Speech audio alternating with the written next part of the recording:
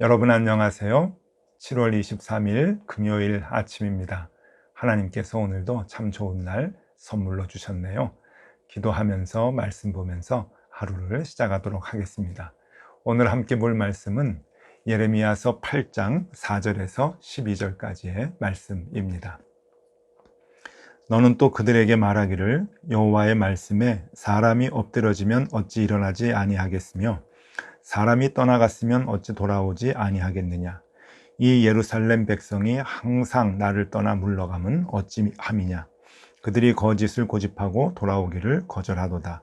내가 귀를 기울여 들은즉 그들이 정직을 말하지 아니하며 그들의 악을 뉘우쳐서 내가 행한 것이 무엇인고 말하는 자가 없고 전쟁터로 향하여 달리는 말같이 각각 그 길로 행하도다. 공중의 학은 그 정한 시기를 알고 산비둘기와 제비와 두루미는 그들이 올 때를 지키거늘 내 백성은 여호와의 규례를 알지 못하도다. 너희가 어찌 우리는 지혜가 있고 우리에게는 여호와의 율법이 있다 말하겠느냐. 참으로 서기관의 거짓의 붓이 거짓되게 하였나니 지혜롭다 하는 자들은 부끄러움을 당하며 두려워 떨다가 잡히리라. 보라, 그들이 여호와의 말을 버렸으니 그들에게 무슨 지혜가 있으랴. 그러므로 내가 그들의 아내를 타인에게 주겠고 그들의 밭을 그 차지할 자들에게 주리니 그들은 가장 작은 자로부터 큰 자까지 다 욕심내며 선지자로부터 제사장까지 다 거짓을 행함이라. 그들이 딸 내 백성의 상처를 가볍게 여기면서 말하기를 평강하다 평강하다 하나 평강이 없도다. 그들이 가증한 일을 행할 때에 부끄러워하였느냐? 아니라 조금도 부끄러워하지 않을 뿐 아니라 얼굴도 붉어지지 아니하였느니라. 그러므로 그들이 엎드러질 자와 함께 엎드러질 것이라.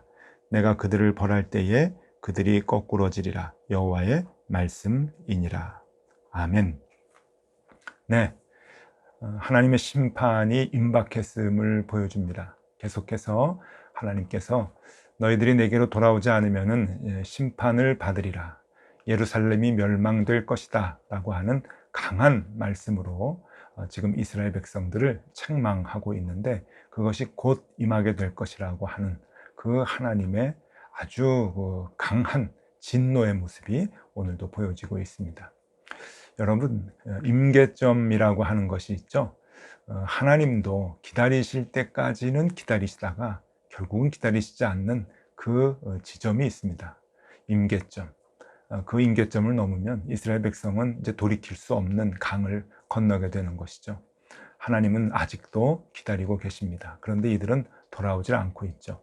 이들이 돌아오지 않을 때 하나님께서 이렇게 멸망을 하신다고 오늘 강하게 말씀하고 계십니다. 그 말씀이 10절에 나오는데요. 그러므로 내가 그들의 아내를 타인에게 주겠고 그들의 밭을 그 차지할 자들에게 주리니 그들은 가장 작은 자로부터 큰 자까지 다 욕심내며 선지자로부터 제사장까지 다 거짓을 행함이라. 네, 모든 백성들이 다 빼앗길 것이다. 가족들까지도 빼앗길 것이다. 여러분, 어제 말씀드렸죠. 하나님께서 주시고자 하는 것 두 가지, 평안함과 자유함. 하나님을 잃어버릴 때 이 모든 것을 잃어버리게 됩니다. 그 두 개, 마음의 평안 그리고 자유함. 가족들을 다 뺏기게 되고 소유를 다 뺏기게 되죠. 평안을 잃게 됩니다.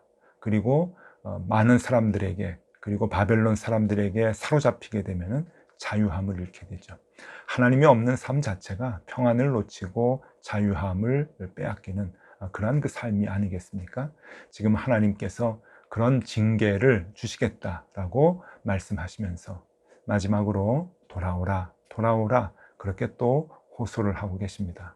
그러면서 하나님은 오늘 짐승들도 시간이 되면 돌아오는데 너희들은 왜 짐승만도 못하냐? 라고 하는 의미로 이렇게 말씀하고 계십니다. 그 말씀이 7절입니다. 7절 말씀. 공중의 학은 그 정한 시기를 알고 산비둘기와 제비와 두루미는 그들이 올 때를 지키거늘 내 백성은 여호와의 규례를 알지 못하도다.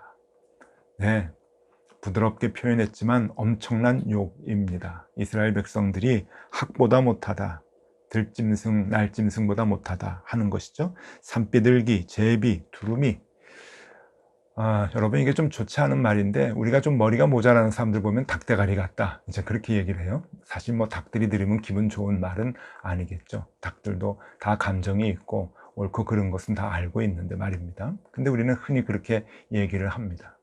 그런데 여러분 이 날짐승들, 그렇게 생각이 모자란다고 생각하는 이 날짐승들, 우리가 생각이 모자라는 사람들한테 비유로 얘기할 때 날짐승을 얘기를 하는데 그 날짐승들보다도 이스라엘 백성들이 못하다라고 하는 것이죠. 여러분 여기 학이나 제비나 두루미, 철새들입니다.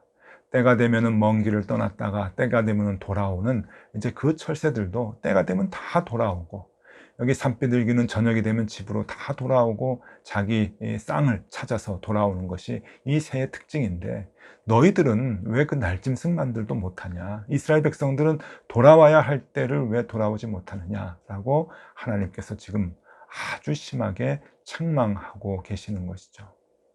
여러분 우리가 죄를 범하게 되면 하나님께 돌아가야 합니다. 누구나 다 약해서 죄를 범할 수 있죠. 그거는 저도 마찬가지입니다. 우리는 다 죄에 노출이 되어 있고 죄 가운데 살아가고 있기 때문에 우리가 정신 차리지 못하면 늘 죄 가운데서 허덕이고 우리도 죄의 근본의 삶을 살아가는 존재일 수밖에 없습니다. 그러나 하나님은 그것 다 인정하시죠. 그럼에도 불구하고 하나님이 원하고 계시는 것은 그 죄를 벗어나서 빨리 돌아오라 라고 하는 것입니다. 하나님의 품으로, 하나님의 말씀이 있는 삶으로 돌아와라. 하나님께서는 그것을 우리에게 요구하고 계시는 것이죠. 여러분 이스라엘 백성들에게 하나님은 오늘 강하게 돌아오라 돌아오라 말씀하고 계십니다. 이렇게 하나님께서 돌아오라고 말씀하심에도 불구하고 이스라엘 백성들은 돌아올 생각을 하지 않고 더 멀리 가는 그러한 생활을 하고 있습니다. 그런 죄를 범하고 있는 것이죠. 그것을 6절에서 하나님께서 지적을 하십니다. 6절 말씀입니다. 내가 귀를 기울여 들은즉 그들이 정직을 말하지 아니하며 그들의 악을 뉘우쳐서 내가 행한 것이 무엇인고 말하는 자가 없고 전쟁터로 향하는 달리는 말같이 각각 그 길로 행하도다. 자기 자신이 무엇을 잘못했는지 알지도 못하고 오히려 그 길로 계속 달려간다. 그런데 어떻게 달려가는가 하면은 이 비유의 말씀이 참 적절합니다. 전쟁터로 향하여 달리는 말같이. 전쟁터로 향하여 달리는 말. 여러분 말은 빠르죠? 말은 빠른데 전쟁터의 말은 어떨까요? 더 빠릅니다. 죽기 살기로 달리는 것이 전쟁터의 말들이죠. 그렇게 죽기 살기로 자기의 그 죄악의 길을 계속 달려가는 그 죄를 지금 이스라엘 백성들이 범하고 있는 것입니다. 멈추어 서고 다시 돌아와야 할 텐데 멈추질 않고 질주를 하는 겁니다. 계속 그 죄의 길로 가니까 하나님하고 점점 더 멀어질 수밖에 없는 것이죠. 여러분 잘못된 길은 빨리 갈수록 그리고 더 멀리 갈수록 돌아오기가 힘든 것입니다. 빨리 간다고 좋은 것이 아니죠. 그리고 멀리 간다고 남보다 그 경쟁에서 이긴다고 그래서 멀리 갔다고 좋은 것이 아닙니다. 그것이 성공이 아닙니다. 우리는 경쟁 시대에 살다 보니까 남들보다 빨리 가면은 좋은 거라고 생각을 하고 남들보다 멀리 가면은 성공했다고 생각을 하지만 여러분 그렇지 않죠. 우리가 바른 길로 들어서지 아니하고 죄악된 길, 잘못된 길로 들어섰다고 한다면 여러분 우리는 멀리 갈수록 그리고 빨리 갈수록 더 심각해지는 것입니다. 그것을 알아야죠.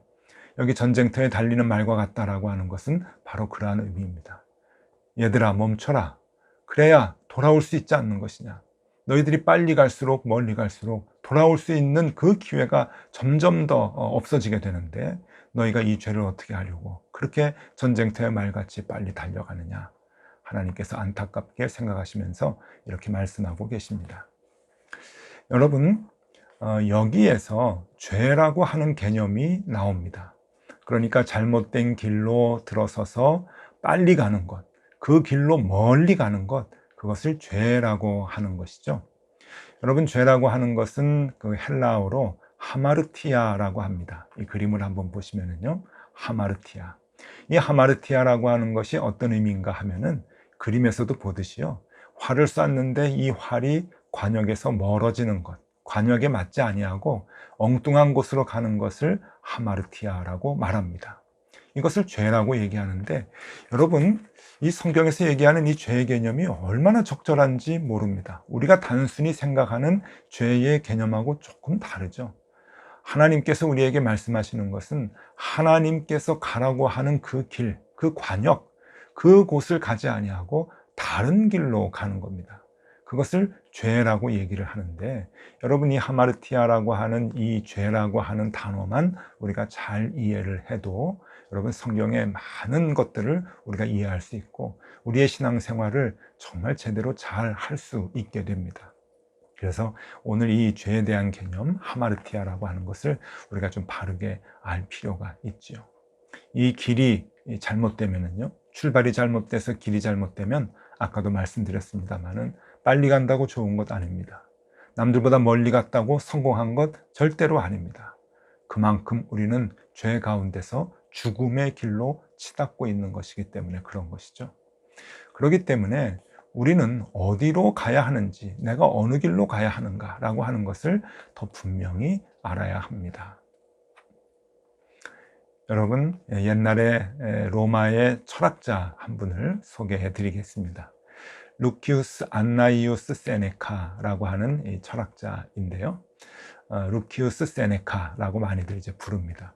이 루키우스 세네카라고 하는 철학자는 철학가이면서도 정치가이기도 한데, 철학자로 유명하기보다 또 정치가로 유명하기보다는 네로 황제의 가정교사로 더 유명한 사람이죠. 네로 황제를 어려서 이제 교육을 시켰던, 그러니까 로마 황실의 선생님이었습니다. 이분은 참 많은 사람들에게 존경을 받았고, 그리고 지금까지 이분의 그 명언이 굉장히 많이 이제 남아 있습니다. 그 중에 우리가 잘 알고 있는 그 명언 하나가 있는데, 오늘 그 명언이 말씀과 연결이 돼서 여러분들에게 좀 소개를 해드리겠는데요. 이 루키우스 세네카라고 하는 분이 이렇게 얘기했습니다. 어느 항구로 향하는지 모르는 상태에서는 어떤 바람도 도움이 되지 않는다. 네, 아주 의미가 있죠? 한 번 더 읽어드리겠습니다. 어느 항구로 향하는지 모르는 상태에서는 어떤 바람도 도움이 되지 않는다. 예, 가장 중요한 것은 내가 어디로 가야 하는가라고 하는 것이죠. 어디로 가는지를 내가 모를 때, 어느 길로 들어서야 하는지를 모를 때, 속도가 아무리 빨라도 그것은 잘못된 것입니다. 아무리 바람이 좋아도 그것은 좋지 않은 것이죠. 아무리 내 배가 다른 사람들의 배보다 좋아서 잘 나간다고 해도 여러분, 그것은 죽음으로 치닫는 것이지 생명을 얻는 것이 절대 아닙니다. 중요한 것은 내가 어느 항구로 가야 되는가, 어느 관역에 가서 맞아야 되는가, 하마르티아, 죄가 아닌 관역으로 가는 삶을 살 수 있어야 되는 것이죠. 그래서 여러분, 옛날부터 이스라엘 사람들이 이 죄에서 돌이켜서 여호와 하나님께 돌아가야 할 때, 저들은 회개를 선포하는데, 회개를 선포할 때 항상 무엇을 선포하는가 하면은 금식을 선포합니다. 금식을 선포하고 금욕을 선포하죠. 여러분, 지금도 많은 분들이 하나님께 죄를 고백하고 회개를 할 때 금식을 하는 경우가 있고 금욕을 선언하는 경우가 있습니다. 왜 죄의 고백을 금식하고 연결을 할까요? 이스라엘 백성들은, 왕들이 하나님께 돌아가자라고 할 때 왜 금식을 선포할까요? 이 금식에는 의미가 있기 때문에 그렇습니다.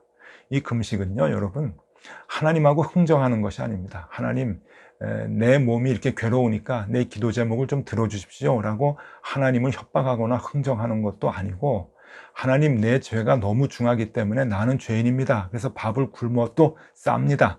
나는 밥을 굶어야 됩니다. 죄인입니다. 그래서 자학하는 의미도 아닙니다. 그러한 의미로 우리가 하나님 앞에서 금식하는 것이 아니죠. 여러분, 금식의 의미는 무엇인가 하면은 일상생활의 멈춤입니다. 우리가 하루 세 끼 밥을 먹지 않습니까? 우리가 밥을 먹어야 사는데 늘 일상생활 속에서 우리가 먹으며 살아갑니다. 그런데 우리가 가던 그 일상의 길을 멈춘다라고 하는 의미가 있는 것이죠. 그러니까 잘못된 길로 가는 우리의 삶을 우리가 잠시 멈춰서 되돌아가야 한다라고 하는 겁니다. 여러분, 길이 잘못됐을 때는 바른 길로 되돌아가야 되는데 되돌아가기 위해서 가장 먼저 해야 되는 게 무엇입니까? 그것은 멈춤입니다. 멈춤. 계속해서 달려가는 것이 아닙니다. 일단 멈춰야 되돌아갈 수가 있는 것이고 멈춰야 생각을 하고 바른 길을 찾아갈 수가 있는 것이죠. 그런 의미에서 옛날부터 구약시대에 또 신약시대에도 하나님께로 돌아가자라고 회개를 선포할 때는 금식이, 금욕이 항상 그렇게 같이 따랐던 것입니다. 여러분, 오늘 이 말씀은 우리에게 참 귀한 교훈을 줍니다. 하나님께서 돌아오라, 돌아오라 라고 참고 계시는데 언제까지 참으실까요? 하나님께도 임계점이라고 하는 게 있겠죠? 여러분, 우리가 죄악된 모습이 우리에게도 있다고 한다면 여러분, 그 길로 계속 질주해서는 안 됩니다. 저에게도 잘못된 점이 있고요. 여러분들에게도 하나님이 원하시지 않는 부분들이, 습관들이 있을 것입니다. 저는 여러분들의 그러한 습관이 무엇인지는 잘 모르지만 우리 스스로는 그것을 잘 압니다. 여러분, 우리의 삶 속에 혹 그런 것이 있다고 한다면 가장 먼저 해야 되는 것이 무엇일까요? 그것은 멈춤입니다. 멈추는 겁니다. 그리고 멈춘 다음에 하나님의 길이 어디인지, 생명의 길이 어디인지 되찾고 돌아가야 하는 것이죠. 여러분, 오늘은 이거 하나 기억하시면 좋을 것 같습니다. 이스라엘 백성들이 이렇게 잘못을 범했네, 나쁜 사람들이네, 그렇게 생각할 건 없습니다. 성경 말씀은 늘 오늘 나에게 주시는 말씀이죠. 나는 멈춰야 될 부분이 없는가? 오늘 그거 하나 생각하면 좋을 것 같습니다. 아무리 찾아도 없을 것 같습니까? 여러분, 작은 것 한두 가지는 반드시 있습니다. 오늘 그것을 한번 찾아보시면 좋겠고요. 그리고 만약에 찾았다고 한다면, 생각나는 것이 있다고 한다면 멈추는 삶을 살면 좋겠습니다. 그리고 다시금 하나님의 길, 생명의 길을 되찾는 그러한 마음이 우리에게 있으면 참 좋겠습니다. 여러분, 오늘은 그거 하나 신경 쓰시면서 생활하면 좋을 것 같네요. 여러분, 오늘 하루 좋은 하나님의 말씀으로 도전을 받으면서 우리의 생활을 다시금 하나님의 길로 맞춰드리는 그러한 삶을 살 수 있기를 바랍니다. 기도하겠습니다. 하나님, 우리에게도 분명 잘못된 길이 있을 것입니다. 알지도 못하고 가는 그 길이 분명히 있을 텐데 깨닫게 하여 주시고 멈추게 하여 주시고 주님께로 다시 돌아갈 수 있는 용기를 허락하여 주시옵소서. 예수 그리스도 이름으로 기도드리옵나이다. 아멘. 네, 함께 기도하시겠습니다.